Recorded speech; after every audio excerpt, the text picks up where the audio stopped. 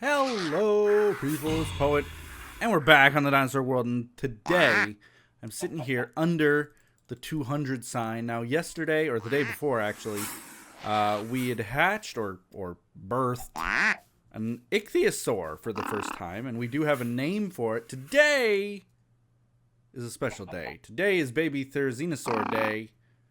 I got some things to talk about this little guy. And about paleontology, and about science, and about all kinds of things. Oh! Hi! He's feathered like he should be. He looks really cool. His claws have not grown in yet, which is what he is named for. What the heck was that? Was that you? He's eating grass on the other side of the... What? He makes a weird noise. You make a weird noise, little guy. So, what I wanted... Oh, he's still hungry. He's still hungry. I'm going to go try to see if I can get some bone meal. No, you can't. No, you can't come with me. Just hold on a second. And, let's see here. Item stick. So, I don't have one on me, but I think he's wandering right now. He's not following me, right? So, good. All right. So, we're going to prepare his little enclosure today a little bit better than I have been in the past. So what I'll need is a water bucket or two. I'll need maybe a feeder if I can find one. I'll need some tree material. Maybe some more dirt. And we're just going to make it a little bit more homey for it. Look at how big it gets. Look at how huge it gets. Now, I wanted to talk about something because I saw it quite a bit in the comments as I was reading to see what the name of our new ichthyosaur would be. And we will be naming that later on. But I was kind of surprised because we've been over this before. We've been through this before. We've done this before. You guys should know. Paleontology, the study of dinosaurs in general. Prehistoric creatures and the like, as well as other sciences out there, just about every science, including things like archaeology, which this mod also has, and that kind of stuff. What I wanted to say was, or is, that when we deal with things as old as that... Where's our ichthyosaur? Down there? That's it right there. There it is. What are you looking at? Anyway, when we're dealing with things that are that old, that we don't know much about, you have to realize that in order for museums to give you a good visual of what this guy might have looked like, they can't just show you the bones that they have, because then you'd only have little tiny fragments here and there and everywhere, and you wouldn't get the whole picture. So what they do in museums, and in textbooks, and in illustrations, and in movies, and whatever, is that they recreate it with their best guess. Same thing with the Spinosaur, same thing with just about every dinosaur out there. And I'm including, of course, the aquatic reptiles, the flying reptiles, and the other prehistoric creatures. They use a lot of guesswork. So, for example, like, they haven't found, I don't think, that I know of, an entire skull. Where's the skull? Why can't we see it? Why can't we see it? We can't look at it. They have not found an entire skull of the Therizinosaur. They found pieces of it, which would maybe indicate that it's a herbivore. But even then, they haven't found enough of the skull to say for a fact that it is a herbivore. You know, so there's a lot of guesswork involved. And when you're researching things like dinosaurs, just for your own personal amusement, you gotta keep close attention to specific kinds of words, like could have, probably, possibly, may have, thought to have, and so on and so forth. So It's thought that, yes, it was a herbivore. It's thought to have been a herbivore. That doesn't mean that it was a herbivore. It's probably a herbivore, but that doesn't mean that it was a herbivore. So you got to look at those kinds of words and always, always, always, always be skeptical of what you might see and what you might read and what you might learn. So, for example, a lot of the comments, I made the comment that the claws were used probably, again, using the word probably, they could have been used for pulling vegetation close to them.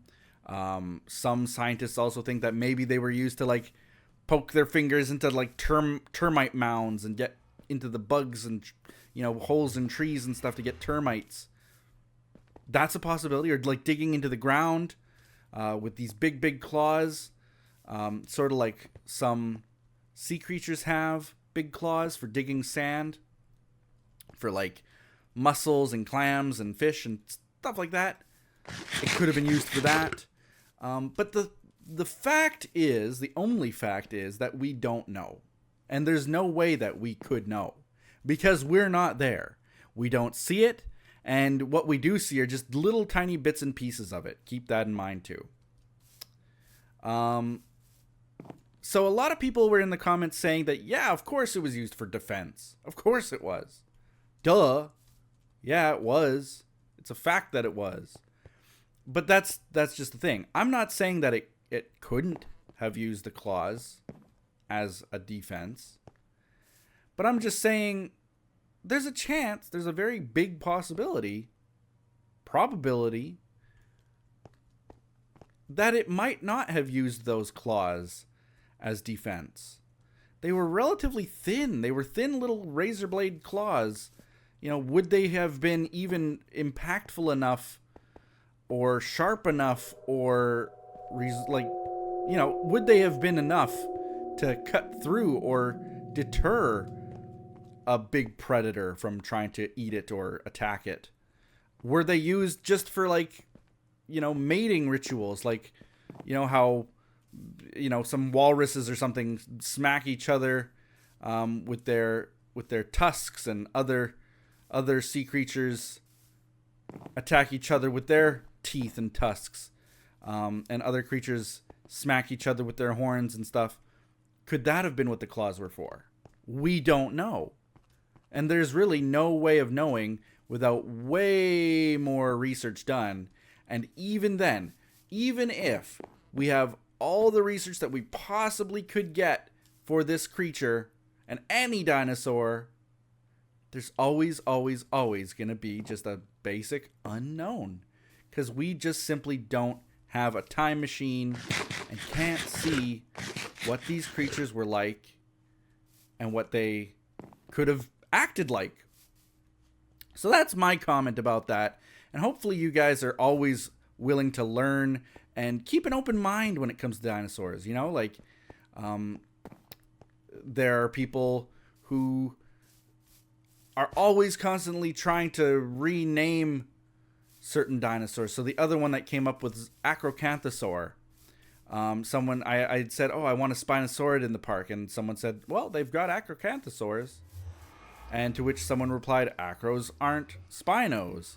And to which someone replied, yes, it's a scientific fact that it's a proof that they are. But that's just not true. Or at least there's a high probability that it's not true. But it's always a possibility that it is true. You know, like, we got to keep an open mind when it comes to things like that. It was often thought that an Acrocanthosaur was definitely a allosaur. And then people were like, wait a minute, no, that doesn't make any sense whatsoever. It must have been a Spinosaur. Because look, it's got a little bit of a spine to it. It has other elements that match up with Spinosaurs. It must have been a Spinosaur. And then, like, almost 40 years ago, they were like, well, wait a minute. No, look at these dinosaurs fossils found, and these fossils found, and notice how it looks more like a Carcharodontosaur in this area, and a little less like a Carcharodontosaur in this area. Like, it's clearly related to that family of dinosaurs. So it's always like, even the scientists themselves, they aren't 100% sure that it's one kind of dinosaur or another. They're always keeping an open mind and always learning new things. And for every new thing that they learn, it opens up a completely new world to them in terms of, what it could mean for the whole dinosaur species, or in fact the entire dinosaur world. So that was my little talk about it. Hope you guys kind of think about it a little bit. We just don't know. As much as people can say it's a fact that this is the case, there's no way of knowing 100% whether it's true or not without us being there. And that's kind of exciting, I love the fact that it's so unknown, and that there's always more to learn. And when I remember when I was a kid, okay, so this is going back several years now, but when I was a kid, dinosaurs never ever had feathers. Like, it wasn't even a possibility. Archaeopteryx was about it, and even then scientists didn't quite understand it. But nowadays, more and more people are thinking, yes, they did. Definitely certain types did. And Therizinosaur was one of those types that very most likely did have feathers. So again, I use most likely as the words, because again, no matter what evidence comes up, it's never going to be 100% truth. There was a quote that I can't remember, but it basically said that science, the word science, is not about proving things. It's not about finding the truth. That's not what science is. Science is about changing your ideas and coming up with the best probable answers for the amount of stuff that we currently know.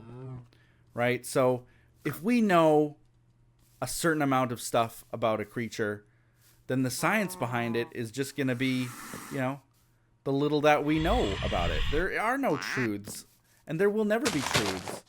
As technology grows and as we learn more stuff, it'll always be changing. So I can't dig this, I just found. 'Cause this is the rooftop of our raptor enclosure. In fact, there's a big hole there if we start digging. There's the raptor down there. You can just see its tail. So what we actually have to do, and this is the perfect time while it's sleeping, we're gonna expand this. Well, we don't have enough room to expand it too much. But let's plot down a little pool for it, a little pond of water, so it has something to drink. So in going with that conversation, I mean, you got to keep in mind that there are animals even in our world today that we don't understand 100%. We do the best that we can, but come on, how do I do this now? We do the best we can to understand some creatures, but there will always be mysteries in the world. Creatures doing things that we just didn't expect them to do, and functions that we wouldn't ever have thought that they would have. And why are these sharks moving in this way and going into these waters? And is it for no reason? Is it for a good reason? We don't know. And well, let's track that. And it's always about learning. So again, just to sum it all up, before you give a fact about science, know that facts can change very easily. Often they're created just based on the best judgment that we can make. And tomorrow, everything you know might change. So, that was my talk. Hope you guys enjoyed it. I like talking about those kinds of things. I like doing the research. I love the theories. Like, Were the claws used for attacking? That would be cool if it was. Were they used for just pulling branches and leaves? That's still cool. That's still an amazing feat that this creature had. The longest claws out of any creature known. Like, it's gotta be amazing, whatever it is. But we may never know. But anyway, we got a little pool of water. Now what I'm going to do is put down at least a tree here. Tree here. Tree. Oh, I can't. I got to watch it. I got to raise this entire enclosure, right? So I got to put the trees up on little elevated platforms. One there. One there. One there. The sound sounds like it's coming from like a different direction. Is that just me? I just checked to make sure my headphones weren't on backwards. That's happened, embarrassingly. Okay, so he's got 3 little trees, and what else do we need in here for him? I guess I could have made the trees out of oak, but nah. I could, of course, make them taller, but maybe later. I don't know really how big he'll be in comparison with the trees. About the same height as them. And that might be perfectly fine, but I guess we'll see. You know what? Maybe we should make them bigger. Okay? So what we're going to do, we're going to go like this. 1, 2, 3, 4. Okay. And then this one can be 1, 2, 3. And we'll make this one 4 as well.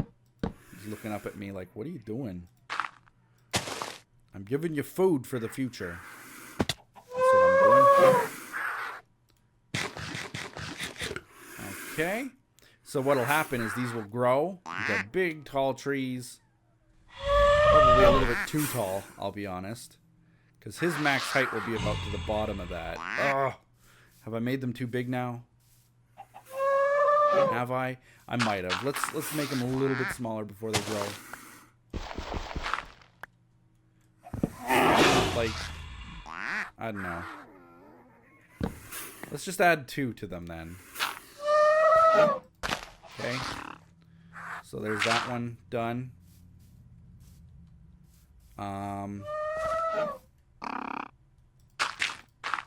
Like this. Take that off. Oop, there we go. And we'll put this one down by 1, 2. There. And then that last one, which is kind of the right height, but not really. We'll only make it like 1 high. Good thing those things didn't grow while I was waiting there. They behaved for me. Okay, so that's where I want it. Okay, so like that. Okay, so when these grow, they'll gain like 2 little oak pieces per thing, and it'll be really, really, really good that way. The rest of this all will have to be like covered in. So the ground will be on this level. His pool is on this level. His or her? Wait, what are you? Can we tell? It is a male. It's already growing though. Look at it. It's already it's not growing. It's like my height. Almost. If he were to stand up tall, he'd be my height. He's still hungry. So what I'm going to do, I forgot to get the bone meal. Let's run all the way back. Let's run this way. Jump. Parkour. Not really a parkour. And we do have a name for the ichthyosaur, like I said before. Ichthyosaur before. Oh, you were checking out the hotel? That's good. Enjoy your stay. While you're in town, you might as well check into the hotel. That is the truth. So, let's see here. Bone meal. We do have a name for the... We do have a name for the ichthyosaur.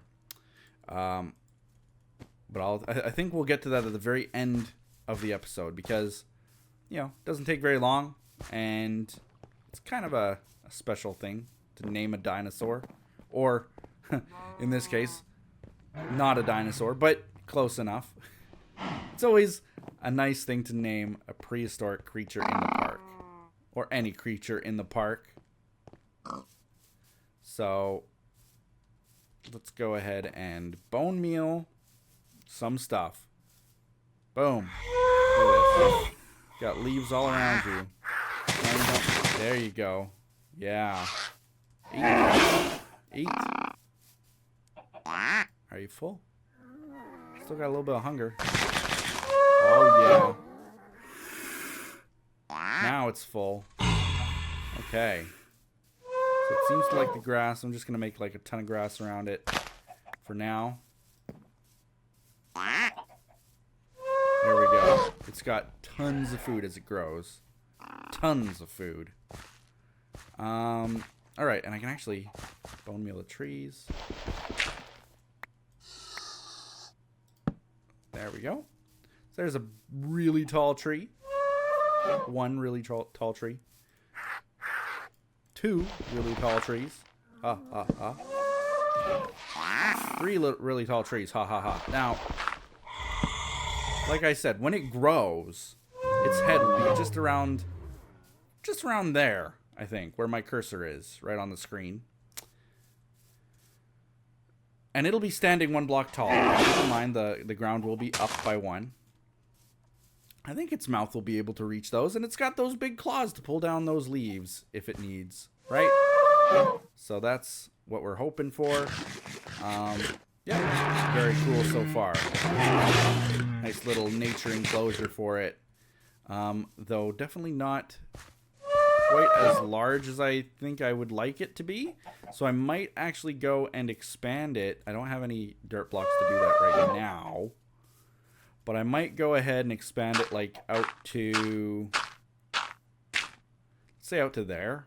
It's quite large. But like if I expand this all the way up to here, that'll give him a lot more room to roam around, jump around, play around. Yeah.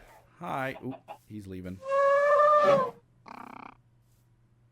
I just love how it moves, how it looks. Everything about it is really cool. This is going to be one of my favorites. I just know.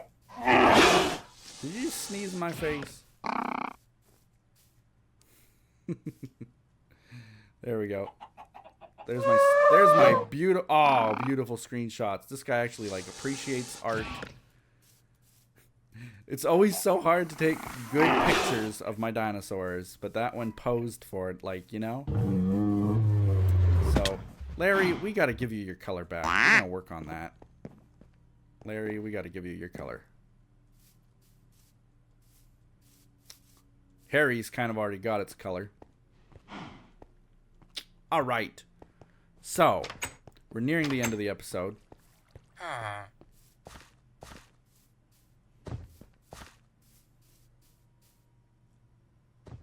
What does this guy do? I don't question it. Whatever. As long as he's enjoying his time. Anyway, it's nearing the end of the episode. That means that we're ready to name the ichthyosaur. Now, one of the best suggestions I saw, and people seemed to agree, the comments that I read, they were actually liking it, is that our little ichthyosaur here, let's go down, let's take a look at it, right up close. Actually, can we get a name tag? We might have a name tag. Let's go and do that. We often don't get the name tags going. I have 7 levels, which I think is enough. In newer Minecraft, it doesn't cost as many levels. We gotta check this out. We got 7 left. How many levels is it gonna take? 5. Okay, perfect. So the name that we're gonna do for it today is not ASD. ASD, that's its name. It's like on Ark, my Pteranodon name. Its name is going to be Itchy. Itchy the Ichthy is what its name's going to be.